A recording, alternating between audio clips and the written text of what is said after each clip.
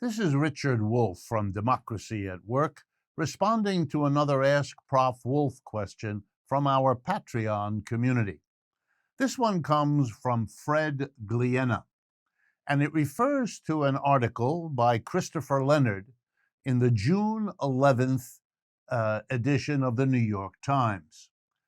In his article, a kind of op-ed in that paper that day, Christopher Leonard makes an argument that is both fresh and about today's inflation, but also a very old idea redressed in the current language that is common. So I want to talk about this argument and about Mr. Leonard's working with it. Here's the basic argument. The inflation we're suffering right now is the fault of the Federal Reserve. We shouldn't blame Mr. Biden because all he can do, his hands being effectively tied, I guess, in Mr. Leonard's mind, he has to turn it all over to Mr. Powell over at the Federal Reserve. Mr. Powell is deciding to raise interest rates as the way to stop the inflation. And that's scary because it means a recession is coming down the pike. And after a pandemic and a crash and an inflation, offering the American people another crash in effect, an engineered recession, seems an awful package to unload on the mass of the people. And so it is not at all uncommon when masses of people are subjected to this kind of year in and year out oppression, because let's call it what it is, economic oppression. It's then very useful to come up with scapegoats, somebody to blame that prevents us from looking at the system itself. And a very old candidate for scapegoat is the monetary system. The lenders, the creditors, the bankers, the hustlers in the money area. They have been denounced for centuries for causing every kind of economic mayhem. If you go back far enough in history, angry mobs would burn down the bank. Angry mobs would string up the banker. Angry people would be enraged. Even in Western movies here in the United States, the banker was typically a big victimizer. And so Mr. Leonard modernizes the argument. It's the Federal Reserve, you see, and then here comes the plausibility argument.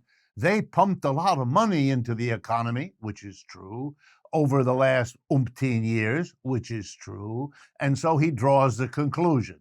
The Federal Reserve put in money too much over too long or short a period of time, and bang, here we have it, the terrible inflation. The Federal Reserve screwed up.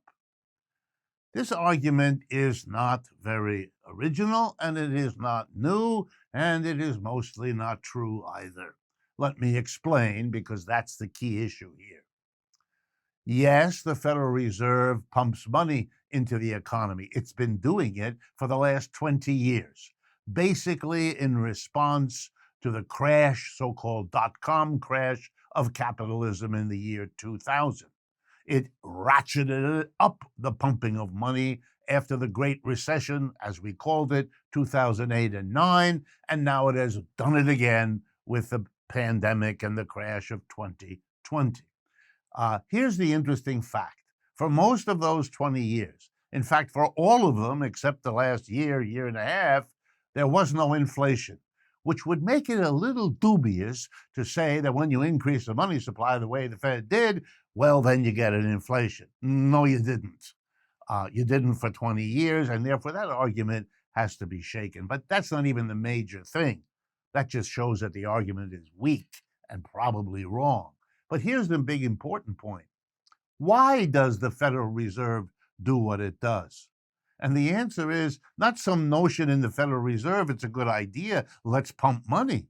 No, the Federal Reserve is doing what it was called upon to do, trying to cope with an underlying problem, which is that capitalism as an economic system is unstable. It is cyclical. It's a boom-bust system. It's got crisis after crisis. We're living through one after another as I speak to you. And one of the things that is done, particularly when the economy tanks down, as it did in 2000 and 2008 and 2020, was have the Federal Reserve come in and pump in money.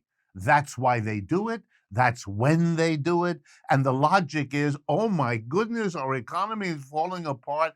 Pump in a lot of money. That's what they do. And when you do that, you pile in a lot of money, a risk arises, which no one wants to talk about when they're pumping the money in. And the risk is, with all that extra money, the question is, will there be extra goods for that money to be exchanged for?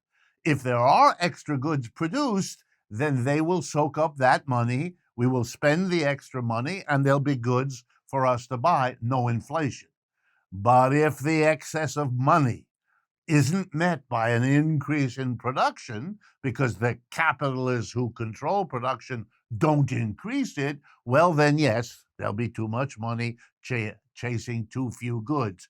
But it isn't the Federal Reserve that's the issue here. It's an unstable economic system coupled together with a institution, the Federal Reserve, which can't do the kinds of things that could stop the inflation without all this monetary risk that we're talking about. But the Federal Reserve isn't allowed to do all the things it could to stop an inflation or anything else. It's only allowed to do the things that don't challenge, change, undermine capitalism, because reproducing the system, that's its number one objective. And let me give you, in closing, a simple example.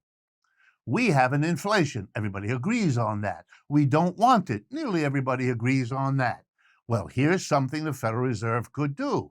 Put a cap on prices. Announce that as of tomorrow morning, no prices can be raised. That would do the job. That's what President Nixon, a conservative Republican, did back in 1971. We know how to do it. We've done it. We know whether or not it works. It worked. Did it have problems? Of course it did. Any policy does. But it did the job. Why are we not discussing it? Because that infringes on, you got it, free enterprise. The capitalist desire to be free, to do what he wants, when he wants it, raise the price, lower the price, increase investment, lay off workers, whatever it is. That has to be protected. And so we go through this charade of making believe that the poor Federal Reserve either hasn't got the tools for some reason no one suspects, or did a terrible job. It's an argument that doesn't hold. If conversations like these strike you as valuable, please partner with us so that we can share these ideas and extend our reach. For your support, of course, thank you.